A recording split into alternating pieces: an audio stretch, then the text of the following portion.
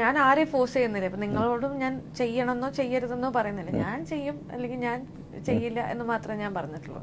ഇപ്പം നമുക്ക് എല്ലാവർക്കും ഇവിടെ എല്ലാവർക്കും ബേസിക് ആയിട്ട് വേണ്ടത് അവരവരുടെ കാര്യങ്ങൾ നടത്താനുള്ള ഒരു അതാണ്. അതായത് മൗലികാവകാശം എല്ലാവർക്കും ഉണ്ട് എന്നുള്ളതുണ്ട്. അപ്പൊ ആ സാധനം ഞാനും ചെയ്തിട്ടുള്ളൂ. അതിൽ ഇപ്പൊ നിങ്ങളുടെ ചോയ്സിന് വേണ്ടി നിങ്ങൾ ചോദിക്കണം. നിങ്ങൾക്ക് ആവശ്യമുള്ളത് വേണമെന്നുണ്ടെങ്കിൽ നിങ്ങൾ ചോദിക്കണം. എനിക്ക് ആവശ്യമുള്ളത് വേണമെന്നുണ്ടെങ്കിൽ ഞാൻ പറയണം, ഞാൻ ചോദിക്കണം. അത്രേ ഉള്ളൂ. നിങ്ങളുടെ ചോയ്സിനകത്ത് ഞാൻ ഇടപെടില്ല, എന്റെ ചോയ്സിനകത്ത് നിങ്ങളും ഇടപെടരുത്. നമ്മൾ ക്രിട്ടിസൈസ് ചെയ്തതൊക്കെ നമ്മൾ കണ്ടിരുന്ന ആ സമയത്തൊക്കെ അല്ല ഞാൻ പറഞ്ഞ അത് അവരുടെ പൊളിറ്റിക്കൽ സ്റ്റാൻഡ് ആണ്. അത് എന്റെ പൊളിറ്റിക്കൽ സ്റ്റാൻഡ് ഇതാണ്. അത് അവർ എന്റെ മേലെ അടിച്ചേൽപ്പിച്ചുകൊണ്ട് ഞാനത് എടുക്കണമെന്നില്ല. എന്റേത് ഞാൻ അവരുടെ മേലെ അടിച്ചേൽപ്പിക്കാൻ ശ്രമിച്ചിട്ടുമില്ല.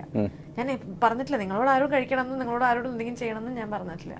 ഞാൻ പറഞ്ഞത് ഞാൻ ചെയ്യും അല്ലെങ്കിൽ ഞാൻ ചെയ്തിട്ടുണ്ട് എന്നുള്ളൊരു കാര്യമാണ്. അതിനകത്ത് എനിക്ക് പ്രശ്നം തോന്നി. ഇപ്പോഴും നമ്മൾ അങ്ങനെ തന്നെ ഉറച്ചു എല്ലാരും ചെയ്യണ കാര്യമില്ല. ഇപ്പൊ ഞാൻ മാത്രം ഇന്ത്യയിൽ ഒരാൾ ഞാൻ മാത്രമൊന്നും അല്ലല്ലോ. ഒരുപാട് ആൾക്കാർക്ക് ഞാനുമായിട്ട് ഒത്തുപോകുന്ന ഇതുള്ള ആൾക്കാരുണ്ടാവാം, അല്ലാത്ത ആൾക്കാരുണ്ടാവാം. അല്ലാത്ത ആൾക്കാർ പറയണത് നമ്മൾ എടുക്കണം, നമ്മളോട് ഒത്തുപോകുന്ന ആൾക്കാർ പറയണത് നമ്മൾ എടുക്കണം. അത് ഏതാണ് നമ്മൾ ഉള്ളിലേക്ക് എടുക്കേണ്ടത് എന്നുള്ളത് എന്റെ ചോയ്സ് ആണ്. ഞാൻ എടുക്കും. എനിക്ക് തോന്നുന്നു കൊത്ത് ഒരു 1 ഇയറിന് മേലെയായി ഷൂട്ട് ചെയ്ത് വെച്ചിട്ട് അല്ലേ ഇപ്പഴാണ് റിലീസിന് വരുന്നത്. നമ്മൾ പ്രീ കോവിഡ് ആക്ച്വലി സ്റ്റാർട്ട് ചെയ്തിട്ടുണ്ടായിരുന്നു സിനിമ. അപ്പോഴാണ് ഈ കോവിഡ് ഇതൊക്കെ വന്നിട്ട് ലോക്ക്ഡൌണും പരിപാടികളൊക്കെ വന്ന് ഇതായത്. അതിനുശേഷം നമ്മള് ലോക്ക്ഡൌൺ മാറിയപ്പോ തന്നെ ഷൂട്ട് സ്റ്റാർട്ട് ചെയ്ത് ഫിനിഷ് ചെയ്ത്. ഓക്കെ, ഇനി നമ്മള് എപ്പോഴൊക്കെ നമുക്ക് സ്ക്രീനിൽ കാണാൻ സാധിക്കും ഈ സിനിമയ്ക്ക് ശേഷം? നിഖിലേന, ഈ സിനിമയ്ക്ക് ശേഷം എനിക്ക് അറിയില്ല. ഞാന് ജോ ആൻഡ് ജോന് ശേഷം ഒന്നും ഞാൻ കമ്മിറ്റ് ചെയ്തിട്ടുണ്ടായി. അതിന് മുന്നേ ഞാനൊന്നും കമ്മിറ്റ് ചെയ്തിട്ടുണ്ടായിരുന്നില്ല ജോ ആൻഡ് ജോന് ശേഷം ചെയ്യാൻ വേണ്ടിയിട്ട്. ഇപ്പോഴാണ് ഞാൻ സിനിമകളുടെ കഥയൊക്കെ കേട്ട് 1-2 ഇങ്ങനെ കമ്മിറ്റ് ചെയ്തിരിക്കുന്നത്. പക്ഷെ അതൊക്കെ ഒരു ഡിസംബർ ജനുവരി ഇനിയിപ്പോ അടുത്ത വർഷം എന്നെ അതിന്റെ വല്ല ഇന്റർവ്യൂ ഒക്കെ എടുക്കാനുണ്ടാവുള്ളൂ. വളരെ ഓക്വേർഡ് ആയിട്ടുള്ള ചില ഡയലോഗ്സ് ഒക്കെ ഉണ്ടല്ലോ, തനി തിരുവനന്തപുരം അതൊക്കെ പറയുന്ന സമയത്ത് നമുക്ക് ചെറിയൊരു നാണം വന്നിരുന്നത് ഇതെന്ത് സാധനങ്ങൾ ഇങ്ങനെ പറയുമ്പോ ചമ്മലൊന്നും ഉണ്ടായിരുന്നില്ല. കാരണം ട്രിവാൻഡ്രം സ്ലാങ് ആണല്ലോ പറയണ്ടത്. പക്ഷെ ഇത് പറയാൻ കിട്ടാൻ ഭയങ്കര ബുദ്ധിമുട്ടാണ്. കാരണം എനിക്ക് മറ്റേ ഇവിടെ ഉള്ളതെല്ലാം കൂടെ സങ്കരാണ് ഞാന്.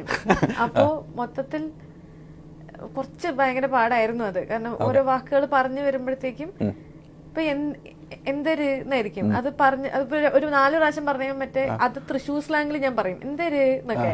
അപ്പൊ അത് മാറും. അപ്പൊ അങ്ങനത്തെ സാധനങ്ങൾ മാറും. ഇത്തിരി പാടായിരുന്നു. നമ്മൾ ആ സിനിമയിൽ സിദ്ധാർത്ഥ് ശിവ വിളിച്ചിട്ട് നമ്മളെ കൊണ്ടൊരു ഡെമോ കാണിക്കുന്ന ഒരു സീനുണ്ട്.